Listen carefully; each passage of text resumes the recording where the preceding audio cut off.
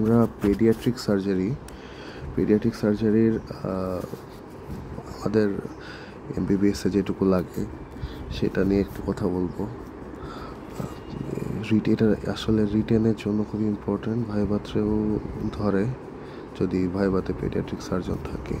তো paediatric surgery রিটেনের জন্য যে টপিকগুলো লাগে সেটা হলো আপনার কনজেনিটাল হাইপারট্রফিক পাইলোরিক স্টেনোসিস, এখান থেকে কোশ্চেন আসে।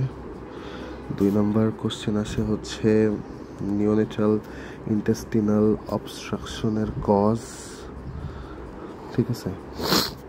3 নম্বর কোশ্চেন আসে হচ্ছে হার্শপ্রাং ডিজিজ, এটার মধ্যে একটা আছে হচ্ছে হার্শপ্রাং ডিজিজ, এখান থেকেও আসে। তারপরে হচ্ছে ইম্পর্টেন্ট হচ্ছে ইন্টারসাসেপশন, এটা আমরা আজকে 1 ঘন্টার ভিতরে এই পেডিয়াট্রিক্সে শেষ করার চেষ্টা করব। আর আছে হচ্ছে সার্কামসিশন, আর একটা আছে হচ্ছে ARM anorectal malformation.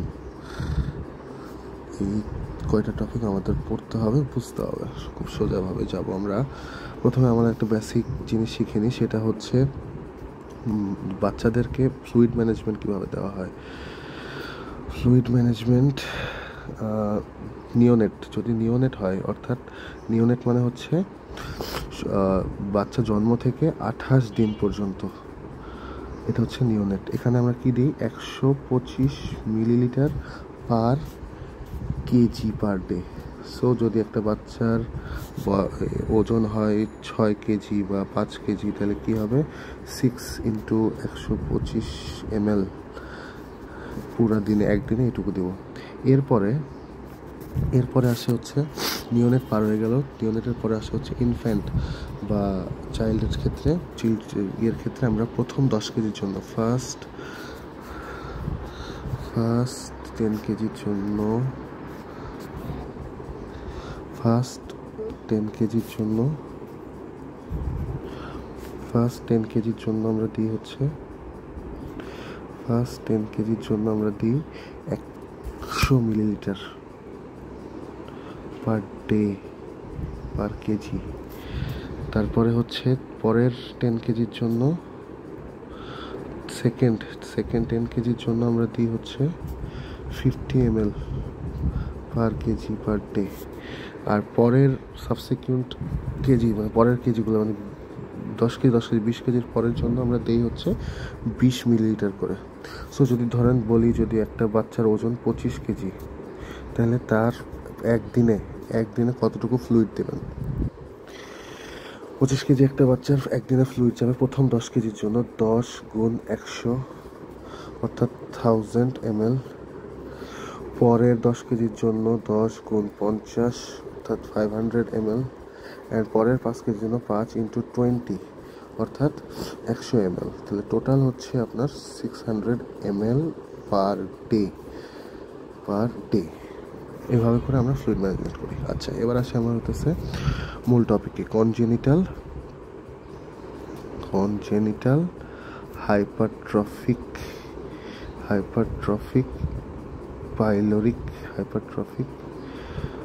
Pyloric stenosis.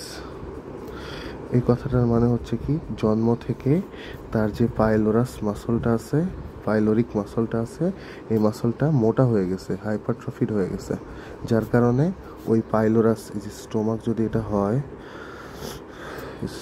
যদি হয়, এখানে যে পাইলোরাস আছে, এখানকার মাসলগুলা মোটা হয়ে গেছে, যার কারণে এখানে হচ্ছে স্টেনোসিস হওয়ার জন্য এখান থেকে আমাদের খাবারটা পাস করতে পারতেছে না। তো এই পেশেন্টটা মেনলি কি নিয়ে আসবে, এই পেশেন্টটা আসবে হচ্ছে, প্রথম কথা হচ্ছে কনজেনিটাল হাইপারট্রফিক পাইলোরিক স্টেনোসিস। এটার মানে ইয়াটা কি, বাচ্চা 2 দিনের বাচ্চা থেকে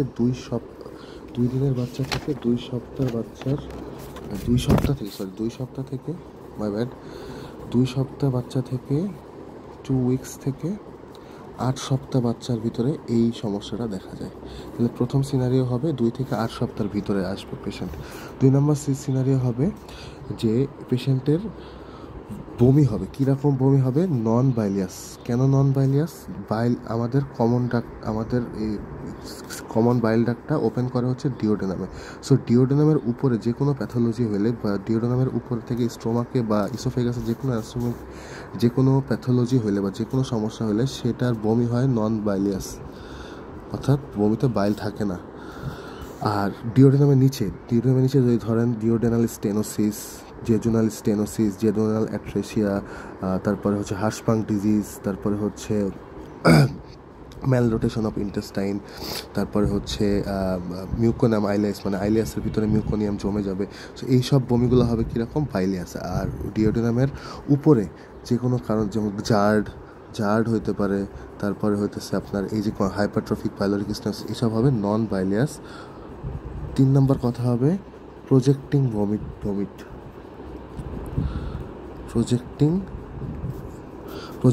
ভমিটিং, বমিটা নিক্ষেপ করবে, প্রজেক্টাইল ভমিটিং। সো এই পেশেন্টের এইগুলো হচ্ছে মেন সিনারিও। সো এই পেশেন্টের সাইন সিমটমসের ভিতরে আমরা কী পাবো? সিমটমস পাবো হচ্ছে যেহেতু এখানে একটা স্টেনোসিস আছে, সো এখানে হচ্ছে নন বাইলিয়াস, পেশেন্ট বলবে নন বাইলিয়াস ভমিটিং হবে, প্রজেক্টাইল ভমিটিং। 2 নম্বর কথা হলো, তারপরে হচ্ছে যেহেতু বাচ্চাটার খাবার নিচে যাচ্ছে না, সো এখানে তার ওয়েট লস হবে। তারপরে হচ্ছে তার কনস্টিপেশন হইতে পারে। এবং এটা আরেকটা ফিচার হবে যে ভমিটিং, মানে ফিডের পরে, খাওয়ানোর পরে, ফিডিংয়ের পরে ভমিটিং, ফিডিংয়ের পরে হবে কি? ভমিটিং। তাহলে এগুলো হইতেছে এটা সিমটমস। সাইন কি থাকবে? সাইন হচ্ছে আপনার এখানে যেহেতু ওখানে যেহেতু একটা স্টেনোসিস আছে, সো পেরিস্টালসিসটা দেখা যাবে। এই পেরিস্টালসিস কী হবে? এটা লেফট সাইডে থাকে, left to right peristalsis.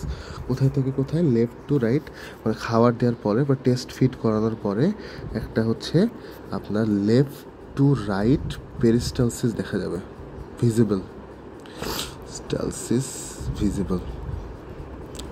Peristalsis visible হবে। 2 নাম্বার হচ্ছে আপনার ওখানে যে এই জায়গাটা যে মোটা হয়ে আছে, এখানে এই জায়গাটা টিউমার, এটাকে একটা টিউমারের মতো লাগবে, পাইলোরিক টিউমারের মতো মনে হবে, যেটা হইতেছে বাইরে থেকে দেখলে মনে হবে জলপাইয়ের শেপড, অলিভ শেপড।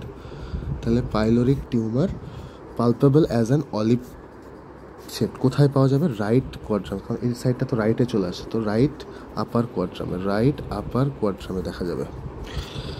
ওকে, সাথে তো ডিহাইড্রেশন থাকবেই। এটা হলো সাইন সিমটমস পড়ে চলে গেল। এবার আপনি ইনভেস্টিগেশন কী করবেন?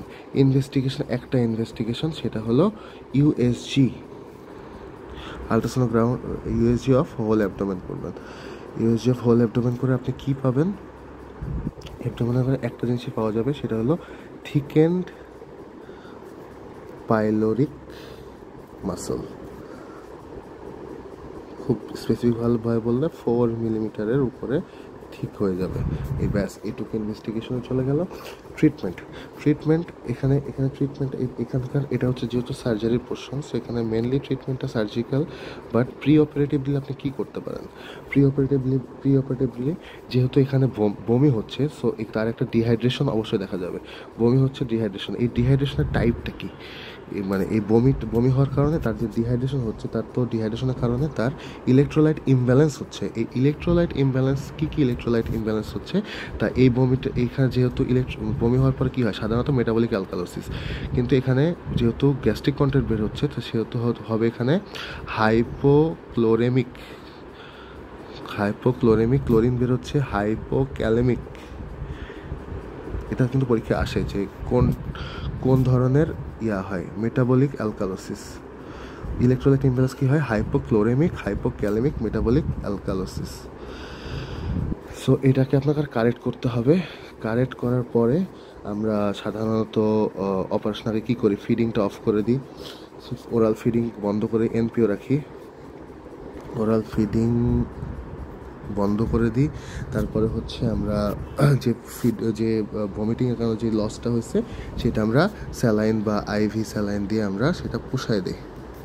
তারপরে আমরা তাকে ওটি করি। এখন ওটিটার নাম কি? Surgery, surgical management. সার্জিক্যাল ম্যানেজমেন্টের সার্জারির নাম হচ্ছে র্যামস্টেডস, র্যামস্টেডস,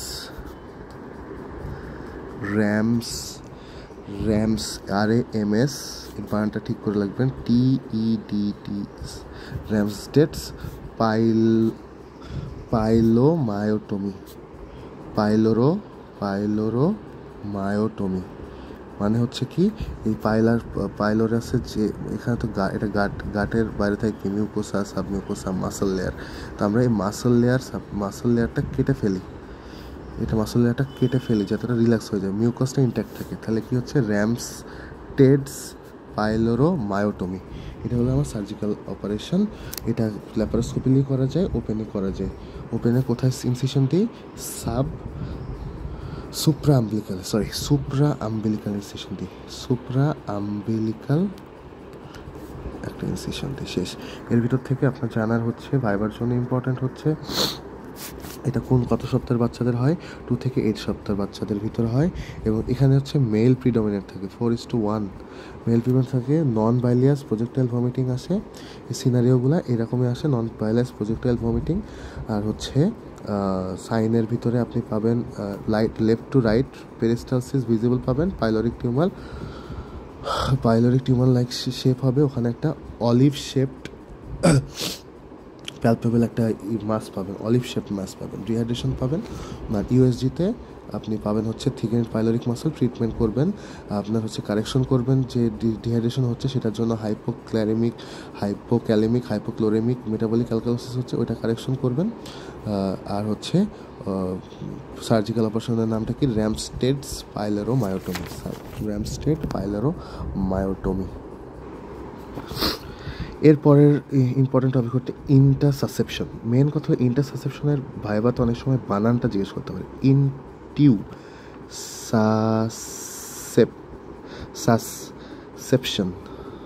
ইন্টুসাসেপশন, এই বানানটা ভুল করা যাবে না। ইন্টুসাসেপশনটা কি? যে আপনার গাটের মানে invagination of one portion of gut, মানে যে কোনো মনে করেন এখানে হয় ইলিওকোলিক, ধরেন ইলিয়ামটা, এটা হচ্ছে কোলন, সো ইলিয়ামটা কোলনের ভিতরে ঢুকে গেছে, ঠিক আছে? এটাই হচ্ছে একটা যে invagination of one part of colon, কার ভিতরে ঢুকতেছে? Adjacent segment of the colon, and adjacent segment of the colon, সেটাই হচ্ছে ইন্টারসাসেপশন। অর্থাৎ আপনার কোলনের বা গাটের এক অংশ আর এক অংশের ভিতরে ঢুকে পড়ছে, যেমন ইলিয়াম কোলনের ভিতরে এবার ঢুকে পড়ছে। তো ঢুকে পড়লে কীরকম হয় শেপটা? যখন মনে করেন এটা ইলিয়াম, এটা হচ্ছে একটা কোলনের ভিতরে যখন ইলিয়ামটা ঢুকে পড়ে তখন জিনিসটা এরকম হয়ে যায়, এখানে একটা এরকম তৈরি হয়। তাহলে ইন্টারসাসেপশনটা হচ্ছে invagination of one part of colon to the adjacent segment of the gut, one portion of gut in the adjacent segment of the gut, ঠিক আছে? এটার মধ্যে সবচেয়ে কমন হচ্ছে কি? আইলিওকোলিক, এটা হচ্ছে সবচেয়ে বেশি কমন, মানে ইলিয়াম কোলনের ভিতরে ঢুকে পড়ছে, আইলিওকোলিক। তো এই ইন্টারসাসেপশন হইলে এখানে কি হয়? ইন্টারসাসেপশনটা এদের কাদের হয়? যে 2 মাস থেকে 2 বছরের বাচ্চাদের সবচেয়ে বেশি হয়, ঠিক আছে? সিনারিও কীরকম আসতে পারে? প্রচুর ক্র্যাম্পিং পেইন হয় বা কলিকি পেইন হয়, একটা ক্র্যাম্পিং কলিকি পেইন, অর্থাৎ পেইন একবার আসে, আর যখন পেইন আসে তখন বাচ্চাটা কি করে? বাচ্চাটা বলতে পারে না সেভাবে, তো বাচ্চাটা হাঁটু উপরে উঠায় দেয়, হিপ ফ্লেক্স করে ফেলে, পেটের কাছে নিয়ে আসে। সো এখানে কলিকি প্যান, এটা হইতেছে একবার আসবে তখন বাচ্চাটা প্রচুর কান্নাকাটি করবে, তারপরে বাচ্চা ড্রয়িং আপ প্লেক্স বা পা উঠাই দিবে, পেটের দিকে টেনে ধরবে, এবং এই অ্যাটাকটা কিছুক্ষণ থাকবে, তারপরে আবার রিপিটেডলি অ্যাটাকটা আসবে, ঠিক আছে? সাথে তার ভমিটিং হবে। ভমিটিংটা কীরকম হবে? যেহেতু এখানে যেহেতু খাবারগুলো জমা হচ্ছে, সো এখান থেকে খাবারগুলো বের হতে পারবে না, তো ভমিটিং হবে। ভমিটিংটা অবশ্যই বাইলিয়াস হবে, কারণ এটা ডিওডেনামের নিচে। বাইলিয়াস ভমিটিং হবে, এবং এখানে অনেক সময় ব্লাড ভেসেল কম্প্রোমাইজ হয়, ব্লাড সাপ্লাই কম্প্রোমাইজ হয়, নেক্রোসিস হইতে পারে, এখানে ব্লিডিং আসতে পারে, পারফোরেশন হইতে পারে। সো এই ক্ষেত্রে কি হয়? আমাদের পায়খানা রাস্তা দিয়ে ব্লিডিং আসতে পারে, and mucous stained স্টুল।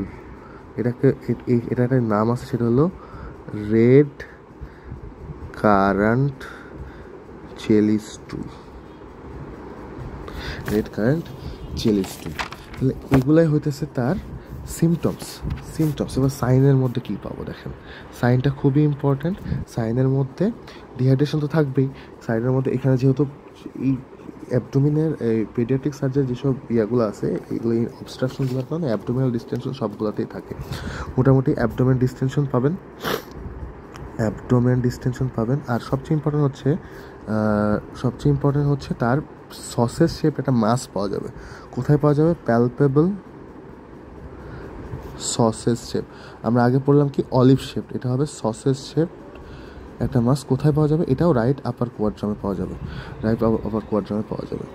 R rectal examination, যদি আপনি রেকটাম এক্সামিনেশন করেন ফিঙ্গার দিয়ে, তাহলে সেখানে আপনি ব্লাড মিউকাস স্টেন পাবেন।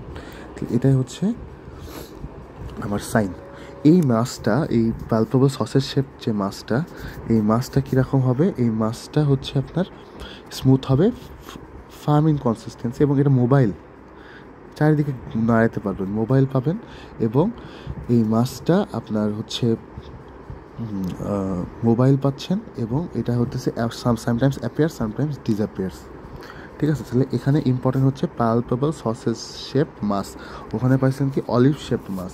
ঠিক আছে, ইনভেস্টিগেশন এখানে আপনি আমরা এখানে কি করি? ইনভেস্টিগেশনে আমরা ইউএসজি করি।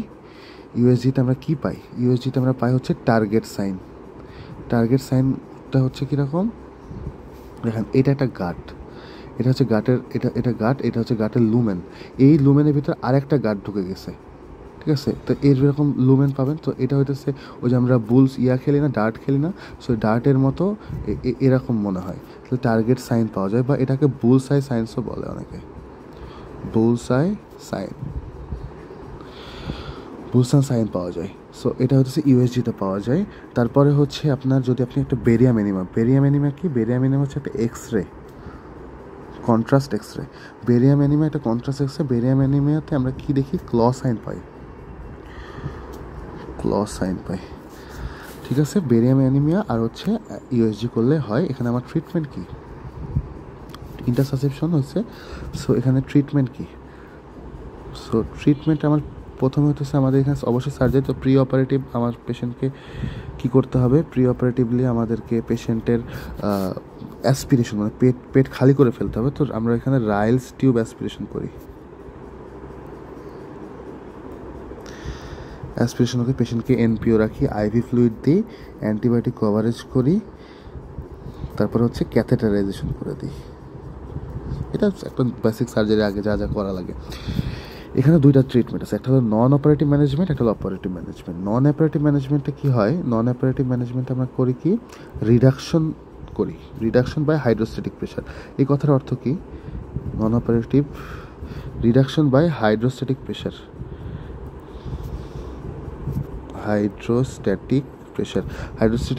এখানে কি করি? আমরা ফলেস ক্যাথেটার নিয়ে, একটা ফলেস ক্যাথেটার আছে। ফলেস ক্যাথেটারে আমরা জানি যে ওখানে একটা বেলুনের মতো ফুলানো যায়, বা ওর ভিতর দিয়ে পানি টানি দেওয়া যায়। তো ফলেস ক্যাথেটার রেকটাম দিয়ে, অ্যানাল ক্যানাল দিয়ে আমরা ঢুকাই। আমরা ওটার ভিতরে কি দিই? ফলেস ক্যাথেটারের ভিতর দিয়ে আমরা ওয়ার্ম স্যালাইন দিই অথবা বাতাস দিই। ব্যাপারটা কীরকম? ধরেন একটা বেলুন এরকম ফুলে আছে, ঠিক আছে? তো বেলুনটা যদি এদিকে ঢুকে যায়, তো বেলুনটা এরকম হয়ে গেল না, উল্টা হয়ে গেল না? তো এই বেলুনটার মুখ দিয়ে যদি আমি আবার বাতাস দিই, তো বেলুনটা আবার আগের মতো এরকম ফুলে যাবে। তো ব্যাপারটা হচ্ছে এরকম। So reduction by hydrostatic pressure কীভাবে করি? আমরা ফলিস ক্যাথেটার রেকটামের ভিতর ঢুকাই, সেই ফলিস ক্যাথেটারের ভিতরে ওয়ার্ম স্যালাইন বা এয়ার দিই। আর অপারেটিভ ম্যানেজমেন্ট, অপারেশন আমরা মেনলি কখন করি? যখন এটা না, ওই নন অপারেটিভ ম্যানেজমেন্টে হয় না, তখন আমরা অপারেটিভ ম্যানেজমেন্টে যাই। অপারেটিভ ম্যানেজমেন্টে আমরা এখানে কি করি? আমরা যে এই যে এখানে যে এরকম এখানে ঢুকে গেছে একটা লুমেন, ঠিক আছে? আমরা কি করি? এখানে কোলন আছে, ঠিক আছে? এখানে হচ্ছে আইলিয়াম, এটা হচ্ছে কোলন। তো তো এইখানে আমরা কি করি, লিটিল ফিঙ্গার এই নেকের ভিতর ঢুকায় আমরা চেষ্টা করি সেপারেট করার, অ্যাডিশন সেপারেট করার।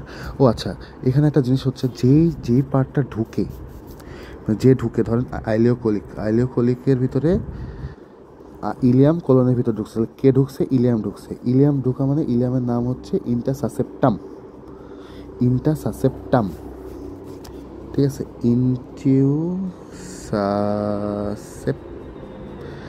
সাসেপ্টাম।